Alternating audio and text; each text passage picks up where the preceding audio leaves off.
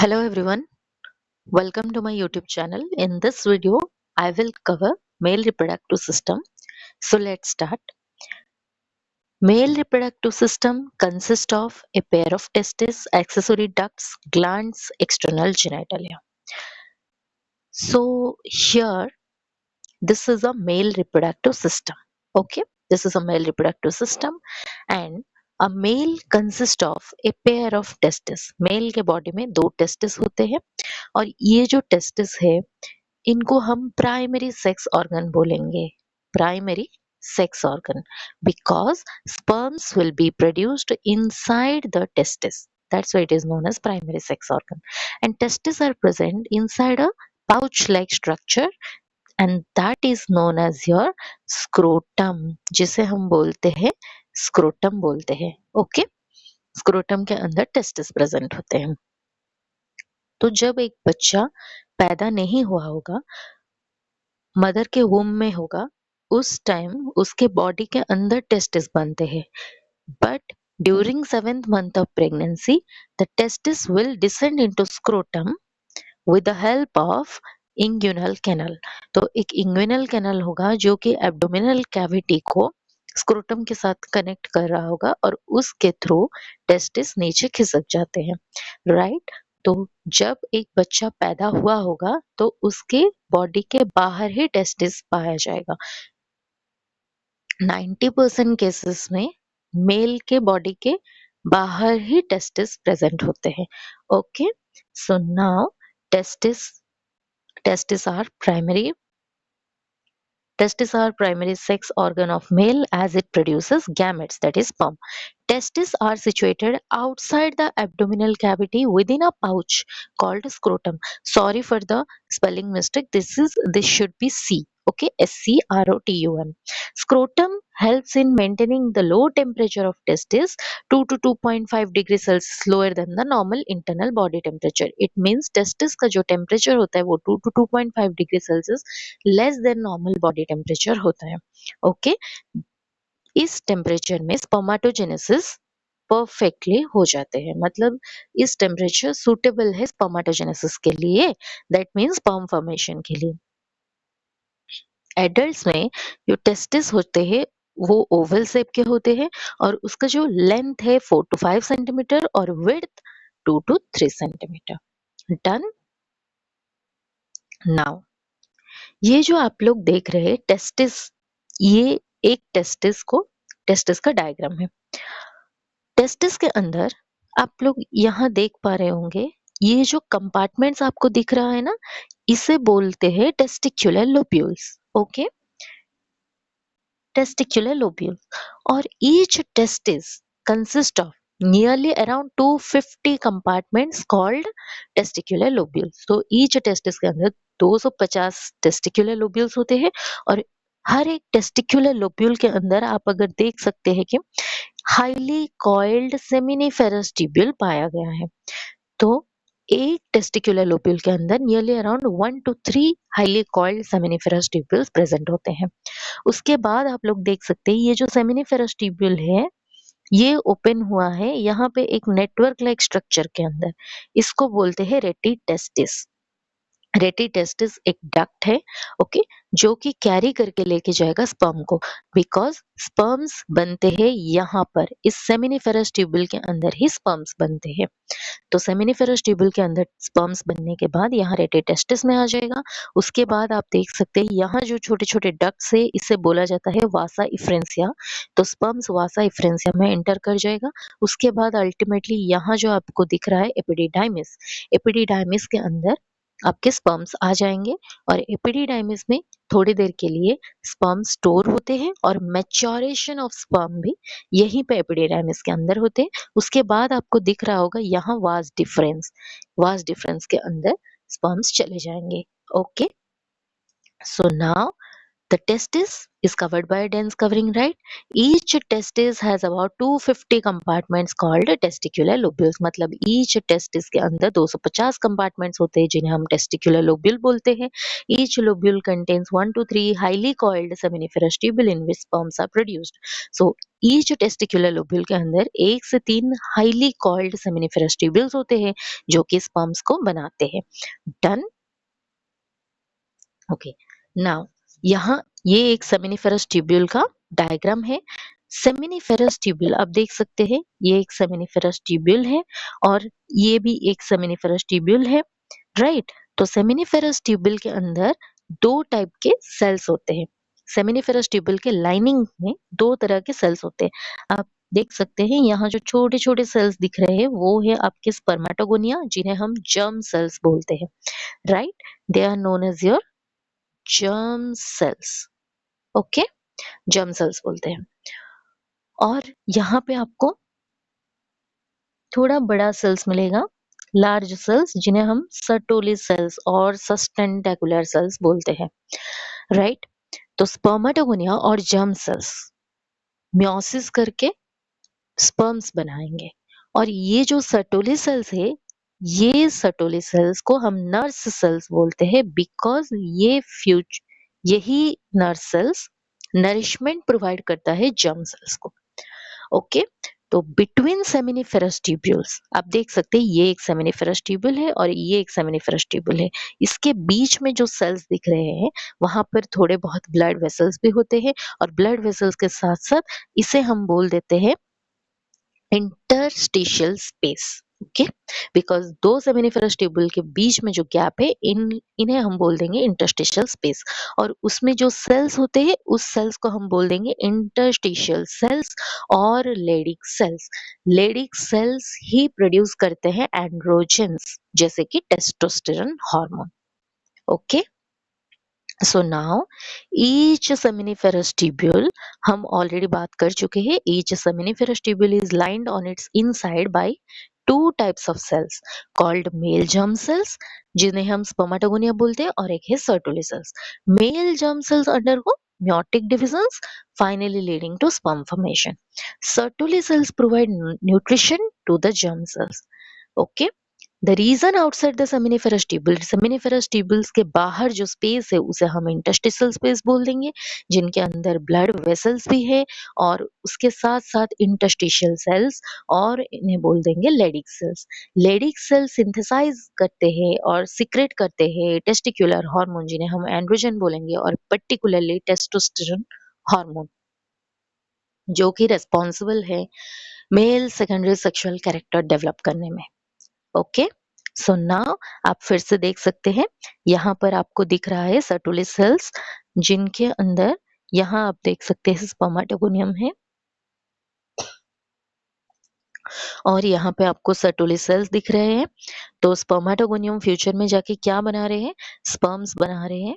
Okay, sperms बना रहे हैं और ये Sertoli cells developing germ cells को नरिशमेंट प्रोवाइड करते हैं, न्यूट्रिशन प्रोवाइड करते हैं. डन. यहाँ पर जो आपको फेजेस दिख रहे हैं ये आपको स्पर्मेटोजेनेसिस में कवर कर दिया जाएगा. Okay, so now accessory ducts.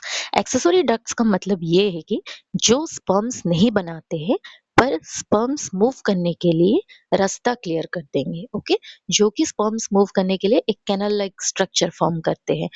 उसमें से पहला आता है रेटिटेस्टिस, वासा इफ्रेंस या एपिडिडाइमिस वास डिफरेंस. आप लोगों को ऑलरेडी मैं वहां पे बता चुकी हूँ. टेस्टिस है, टेस्टिस के अंदर टेस्टिकुलर लोब्यूल्स है, टेस्टिकुलर लोब्यूल्स के अंदर सेमिनिफेरस ट्यूब्यूल्स होते हैं. जो सेमिनिफेरस ट्यूब्यूल ओपन होते हैं यहाँ पे ओपन होके एक जो स्ट्रक्चर बना रहे हैं उसी नेटवर्क लाइक स्ट्रक्चर को हम क्या बोलते हैं? रेटिटेस्टिस. ओके, वो रेटिटेस्टिस फिर से बाहर निकलने के लिए जो डक्ट्स के यूज करते हैं वो डक्ट्स को हम बोल देते हैं वासा इफ्रेंसिया. तो seminiferous tubules opens into rete testis, rete testis opens into vasa efferentia. Then vasa efferentia will open into epididymis. Okay. Then again epididymis will leads to vas deferens. Done. So now look at this picture again. आप लोगों को यही बोला जा रहा है, यहाँ testicular lobule है, उसके अंदर सेमिनिफेरस ट्यूबुल्स है। यहाँ पे जो टेस्टिकुलर लोब्यूल्स है उसके अंदर सेमिनिफेरस ट्यूबुल्स है। सेमिनिफेरस ट्यूबुल्स ओपन हुए होंगे रेटी टेस्टिस में। ओके, यहाँ पे रेटी टेस्टिस होगा। रेटी टेस्टिस ओपन्स इनटू, यहाँ जो डक्ट्स दिख रहे हैं ये है आपका वासा इफ्रेंसिया। उसके बाद vasa efferentia opens into epididymis. Epididymis open हुआ है, देख सकते हैं ये वाले जो है, ये वाला, इसे बोल देंगे डक्ट को वास डिफरेंस। डन, आपको एक्सेसरी डक्ट्स भी समझ में आ गया है। यहाँ पे पूरा क्लियरली मेंशन है। Seminiferous tubules of the testis opens into vasa efferentia through rete testis. Vasa efferentia leave the testis and opens into epididymis located along the posterior surface of each testis. Done. Seminiferous tubule rete testis में open हुए हैं, वो open हुए vasa efferentia में, then vasa efferentia opens into epididymis, then epididymis leads to vas deferens. Vas deferens जो कि ascend हुआ है आपके एब्डोमेन पे and loops over the urinary bladder. आप देख सकते हैं यहाँ पे, देख लीजिए एक बार, ये जो वास डिफरेंस है ये ऊपर तक गया है और फिर यहाँ जो आपका यूरिनरी ब्लैडर है, यूरिनरी ब्लैडर के ऊपर से ऐसे लूप बना के फिर से एंटर कर रहा है। ओके, तो यहाँ पे आप देख सकते हैं वास डिफरेंस आ रहा है, लेकिन यहाँ पे जो आपको दिख रहा होगा ग्लैंड शुरू हो गया है आपका, राइट।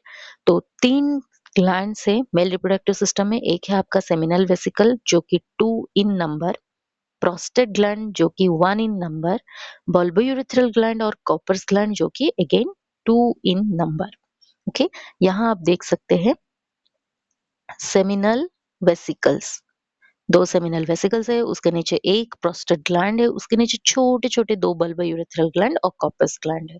तो सेमिनल वेसिकल के साथ जब वास डिफरेंस जुड़ जाएगा, वास डिफरेंस ऊपर से आ रहा है, तो वास डिफरेंस जब सेमिनल वेसिकल के साथ जुड़ जाएगा उसको हम बोल देंगे इजैक्युलेटरी डक्ट। ओके, आप लोगों को पता है यूरिनरी ब्लैडर, यूरिनरी ब्लैडर के नीचे यूरेथ्रा तो होगा ना, राइट। यहाँ पे आप देख सकते हैं यूरेथ्रा, यूरेथ्रा गया है बीच में से, इस तरफ आपका ग्लैंड से, ये जो सेमिनल वेसिकल है ये क्या प्रोवाइड करेगा, ये तीनों ग्लैंड्स मिलके सेमिनल प्लाज्मा बनाते हैं। क्या बनाते हैं, सेमिनल प्लाज्मा, मतलब तीनों मिलके ही सीमेन बनाएंगे, एक लिक्विड लाइक सब्सटेंस बना देंगे स्पर्म के साथ मिलके, जिनको हम बोल देंगे सीमेन। ओके, तो हम बोल देते हैं ये तीनों ग्लैंड्स मिलके सेमिनल प्लाज्मा बनाते हैं। आपको पता है यहाँ पे सेमिनिफेरस ट्यूबुल के अंदर स्पर्म्स बन रहे, स्पर्म्स फिर rete testis, vasa efferentia, then epididymis, then vas deferens देके यहाँ तक आ गए हैं। तो अब सेमिनल वेसिकल क्या करेगा, कुछ फ्लूइड बनाएगा। तो पहले सेमिनल वेसिकल प्रोवाइड करेगा फ्रुक्टोज जो कि 2 इन नंबर है, फ्रुक्टोज प्रोवाइड करेगा और थोड़ा कैल्शियम प्रोवाइड करता है। फ्रुक्टोज के वजह से जो स्पर्म्स है उनके तो ऑलरेडी आपको पता है टेल है और माइटोकॉन्ड्रिया भी प्रेजेंट है, तो माइटोकॉन्ड्रिया में फ्रुक्टोज यूज होते ही वो एनर्जी प्रोवाइड करेगा स्पर्म को, ताकि स्पर्म का टेल मूव कर सके। ओके, और prostate gland particularly alkaline medium provide करता है, बिकॉज ये जो सीमेन है वो रिलीज हो जाते हैं वेजाइना में, वेजाइना हाईली एसिडिक है, अगर हाईली एसिडिक है तो स्पर्म्स किल हो जाएंगे। That's why prostate gland alkaline medium provide कर देता है स्पर्म्स को, ताकि वेजाइनल एरिया में वो न्यूट्रल हो सके, राइट।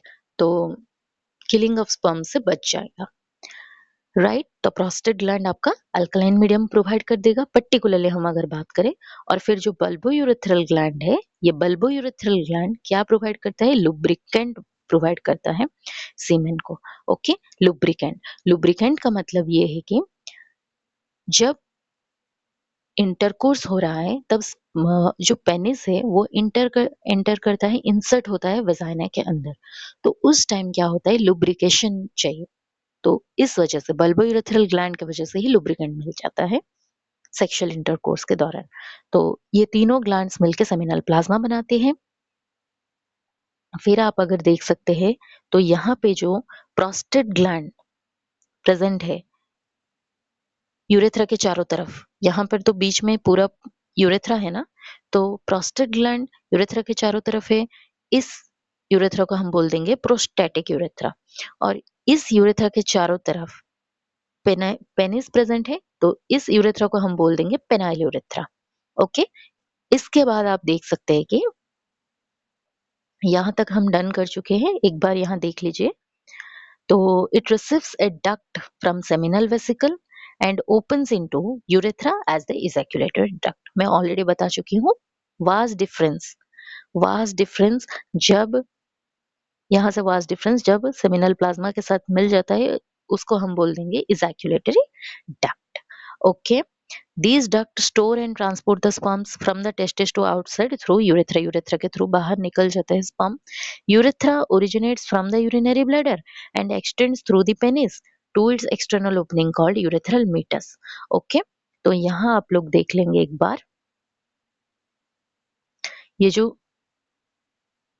टोटल यहाँ पर एक्सटर्नल जेनिटलिया पेनिस है, पेनिस का जो यहाँ पर जो ओपनिंग है, इस ओपनिंग को ही बोला जाता है यूरेथ्रल मेटस। ओके, एंड यहाँ आप देख सकते हैं पेनिस जो एनलार्ज हुआ है यहाँ पे, इसको बोल देंगे glans penis. And glans penis is covered by fold of skin. आपको स्किन दिख रहा होगा, इस स्किन को हम बोल देंगे फर स्किन। और कुछ मेल्स में इस फर स्किन को हटाया जा सकता है, उस प्रोसेस को बोलते हैं सर्कमसिजन।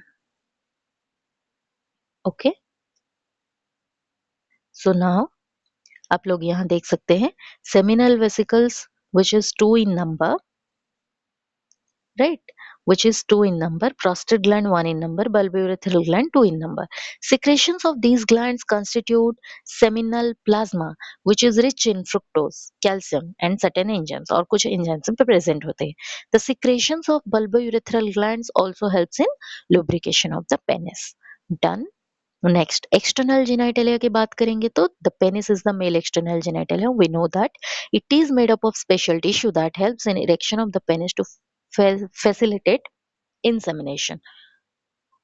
इसका मतलब ये है कि हमारे जो पेनिस के अंदर कुछ टिश्यूज होते हैं जो कि इरेक्शन में मदद करेंगे। इरेक्ट, अगर पेनिस इरेक्ट होगा तभी सेक्सुअल इंटरकोर्स प्रॉपर्ली हो पाएगा। अगर सेक्सुअल इंटरकोर्स होगा तब जाके स्पर्म्स रिलीज हो जाएंगे वेजाइना में। और हम इंसेमिनेशन के बारे में अगर बताएं तो वेजाइना से स्पर्म्स मूव करते करते फैलोपियन ट्यूब तक जाते हैं, तो इस प्रोसेस को हम इंसेमिनेशन बोलते हैं। ये फैसिलिटेट कब हो सकता है? जब इरेक्शन प्रॉपर्ली होगा पेनिस का। Enlarged end of penis is called glans penis, which is covered by a loose fold of skin called fur skin।